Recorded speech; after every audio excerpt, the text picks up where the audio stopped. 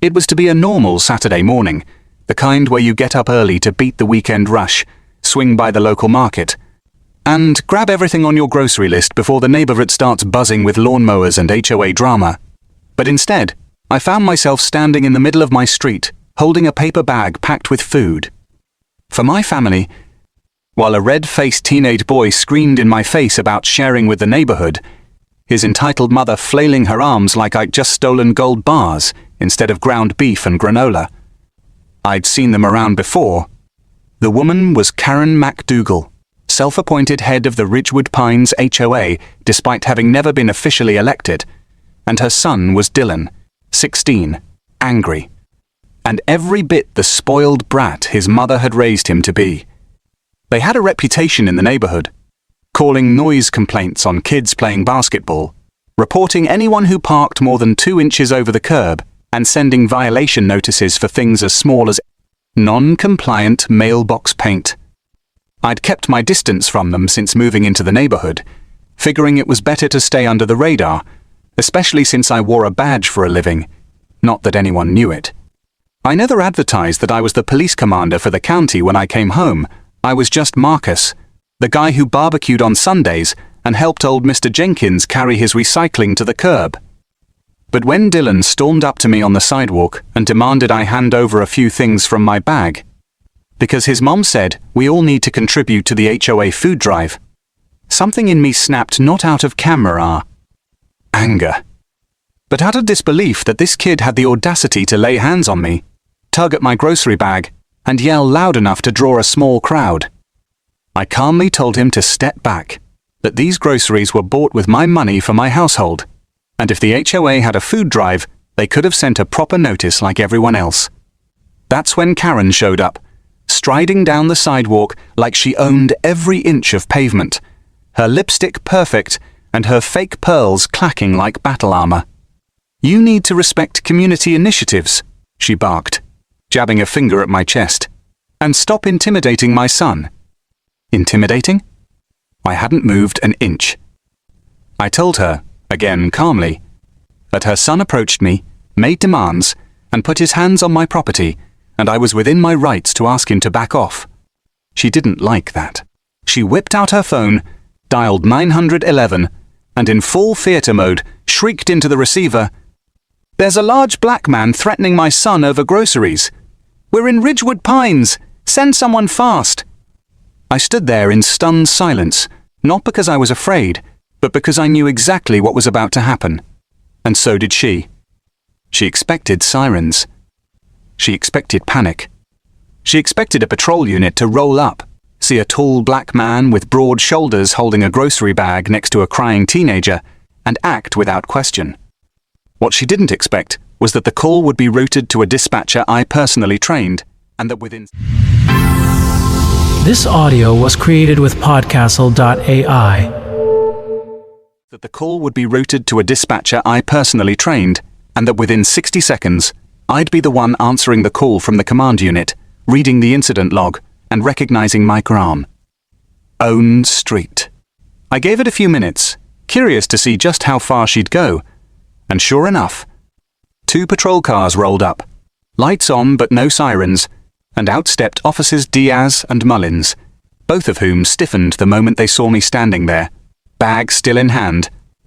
Karen screaming about being attacked by an outsider, and Dylan sniffling like he'd just survived a war. "Commander?" Mullins said, blinking like he'd seen a ghost. "What's going on here?" Before I could answer, Karen exploded. "What kind of question is that? Arrest him. He assaulted my son and refused to cooperate with a community initiative." Diaz shot me a look, then gently replied, "Mom, this is our commanding officer. He runs the department." Her face paled, the color draining so fast I thought she might faint. But she recovered with astonishing speed, pivoting from rage to confusion to gaslighting in under 10 seconds. I didn't know. I mean, he never said anything. How was I supposed to know he was someone? Someone? I repeated, my voice low but sharp. "You mean someone who can't be profiled? Someone who doesn't match your expectations of authority?" She stumbled over her words, tried to laugh it off, claiming it was all a misunderstanding, that Dylan was just passionate about the HOA and got carried away. Mullins and Diaz stood quietly as I laid out the facts. Her son physically tried to take my property, she falsely reported a threat, and she weaponized 911, not out of fear, but out of frustration and bram. That I didn't comply with her entitled demands. That's not a neighborly dispute, I said. That's a false report. That's attempted coercion. That's racism with a side of grocery theft. Karen tried to apologize again, offering to drop off cookies as some kind of peace offering, but I held up a hand. This isn't over cookies. This is about behavior. And this time, there are consequences. I filed a report. Not out of spite, but because it was the right thing to do. Karen needed to learn that her HOA title didn't give her power over people's dignity, and Dylan needed to learn that aggression dressed as community spirit was still aggression. Later that evening, Boone, my old partner turned internal investigator, called me to confirm that dispatch had flagged the call as a potential abuse of service. The recording was being reviewed. I told him to let the process run clean. I wasn't going to interfere, I wanted everything on the record.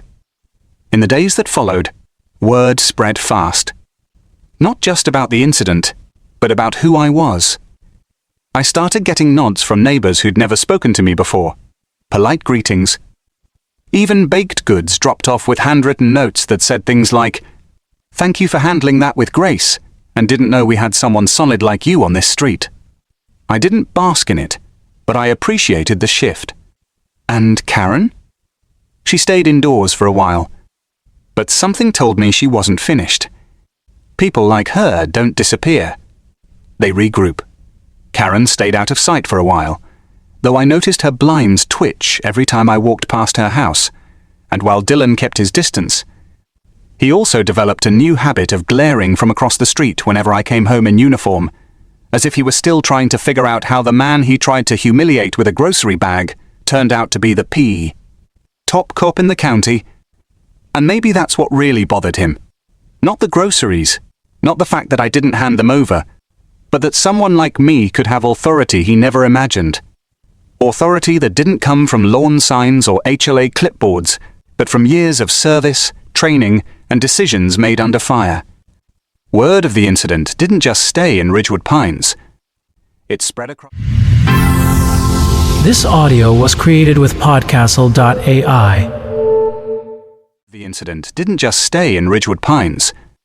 It spread across the county faster than wildfire, especially once the body cam footage was released internally for training review, not as a lesson in confrontation, but as a textbook case in how not to escalate a Marine. Situation based on assumption. The department stood by me, of course, and the officers who responded were commended for their restraint. But Karen? She started facing consequences she wasn't prepared for.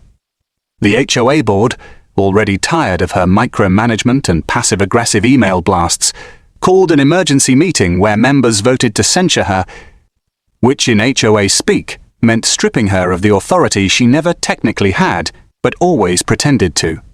She tried to fight back, claiming she was protecting the character of the neighborhood, but the video and the 911 recording told a different story. A story of someone who couldn't stand being told no. Someone who weaponized stereotypes and police resources to enforce her will, and when the truth didn't match her expectations, she lied and played victim.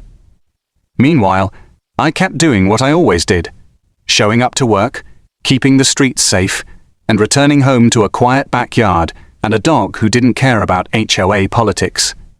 But things didn't just go back to normal, they shifted. People started reaching out, not just neighbors but residents from across the county, thanking me for staying calm, for not escalating, for showing that law enforcement could stand its ground with dignity. Some even asked me to speak at schools, youth programs, community events. I didn't say yes to one of them, but I said yes to enough to know the message was spreading.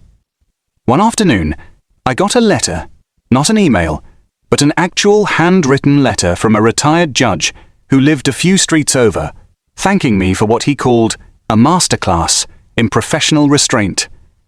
That one I kept. But not everyone was pleased. A week after the HOA vote, a new anonymous flyer showed up in mailboxes around the neighborhood. No signature, just bold text, accusing me of abusing my position, the threatening peaceful residents, and turning Ridgewood into a surveillance state. It was laughable on its face. No cameras beyond my own property, no threats, and certainly no abuse, but the tone was familiar. Karen had gone underground. And while she wasn't showing her face, she was still playing the game, trying to stir division with whispers instead of phone calls. It didn't work. Most people ignored it. Some posted photos of it online with sarcastic captions like, "Karen Wheatley strikes again." But I didn't ignore it. I kept it, scanned it, traced the font and paper, and eventually matched the printer registration stamp to one Dylan had used on a school project, thanks to a tip from a friend on the PTA. That gave me enough to file a formal harassment notice, and I did, not to punish, but to warn. This is the line, and you're not crossing it again.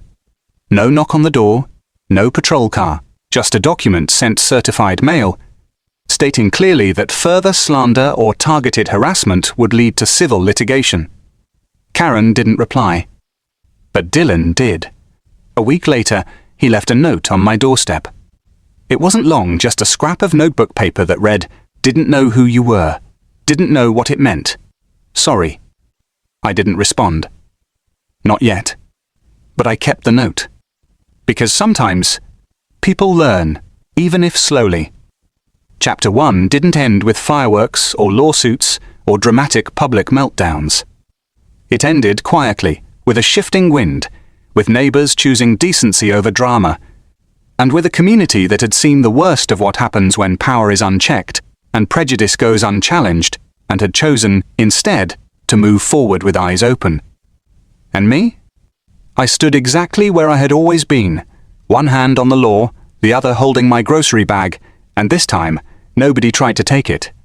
Peace is a strange thing in a neighborhood like Ridgewood Pines, where the lawns are trimmed tighter than most military bases, and the real battles are fought through passive-aggressive notes, zoning complaints, and whispered gossip over gated fences, and while the Karen incident had quieted the streets for a while, I knew as surely as I knew the routes to every back alley in this county, that silence like this was never permanent. It was the kind that builds behind storm clouds, the kind that comes before someone tries one last desperate move. And sure enough, just as the summer rolled into August, a new series of events began to unfold. Subtle at first, but unmistakably familiar in their pattern. It started with noise, not shouting, not parties, but sirens, small and local, flashing around the outer edge of the neighborhood at odd hours, always near the edge of Karen's street, never quite at her address, but always within view of her camera doorbell. And I knew because I'd pulled the logs, reviewed the tapes, and found that she had called in 6 suspicious person reports in 2 weeks, all of them unfounded, all of them referencing black delivery drivers, young neighborhood teens, or in one case, a man walking his dog who Seba looked unfamiliar. She had learned nothing. If anything, the public embarrassment from her last stunt had only driven her deeper into whatever warped idea of order she held onto, this time quieter, more covert, like she believed if she worked the system from the edges, no one would notice. But I noticed. And so did my department.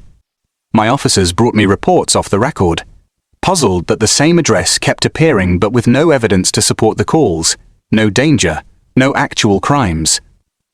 I gave it time. I let it stack.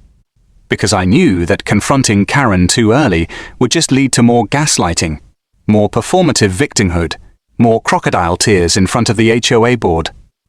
But then something happened that forced my hand. She called 911, claiming she saw someone breaking into a black SUV in my driveway. It was me, in uniform, getting my kid's backpack out of the passenger seat before heading to work. The dispatcher flagged the call before it even hit the official log, routed it directly to my command channel, and called me with a quiet, "Sir, you may want to hear this for yourself." I did, and I didn't say a word for a full minute after the recording ended. She wasn't just spiraling, she was doubling down, and worse, she was getting bolder, testing how far she could push before she hit a wall. So I built one. A very legal, very detailed wall in the form of a formal harassment claim filed with the district attorney's office, backed by 2 months of 911 call logs, witness statements, video recordings, and a neatly arranged timeline that included every false report she'd ever made, going back years, long before she see. This audio was created with podcastle.ai. False report she'd ever made, going back years, long before she see. Tried to grab groceries out of my hands. I also included Dylan's note not as evidence of guilt, but as context, a reminder that some people can learn, and that made Karen's refusal even more glaring. The DA reviewed it in 3 days. Charges weren't filed, but a protective order was. She could no longer call dispatch about my address, or anyone in my household, unless there was verified, documented emergency. She could no longer approach my property line. And perhaps the hardest hit of all, she could no longer hold any position of HOA leadership while under active investigation for civil harassment. That was the breaking point. The news reached her before I even stepped foot back in the neighborhood. I was told by 3 different neighbors that she stood on her porch screaming into her phone, flinging her HOA binder onto the lawn, yelling about how she was the only thing holding this community together. No one came to defend her. Not this time. The HOA board released a statement that evening. Brief, polite, but very final, effective immediately. Karen McDougall is no longer authorized to represent or speak on behalf of Ridgewood Pines Homeowners Association in any capacity. The next morning, her house was quiet. Too quiet. No porch decorations, no flyers taped to mailboxes, no security patrols circling her block. But again, I didn't trust the quiet. I was right not to. Because 3 days later, I received a letter in the mail, not certified, not tracked, just plain envelope, typed note inside. It read, "You think you've won, but some of us don't need titles to have power. You can't stop what's coming. You're the one who doesn't belong." That last sentence. That was the one. That was the line that told me exactly who she still was and how far she was willing to go. I handed the letter to Boone. He filed it. Then he smiled and said, "You want to play it quiet? Or go loud this time?" I told him, "Let's go loud." And we did. We called in a community town hall, not run by the HOA, but by the sheriff's office, open to the public, no gatekeeping, no dress code, just neighbors and truth. We called it Community Oversight Night. I took the mic last. I didn't bring notes. I just told the story from Groceries to Lee's, to the subtle, poisonous ways bias creeps into systems of power when left unchecked. And I ended with this.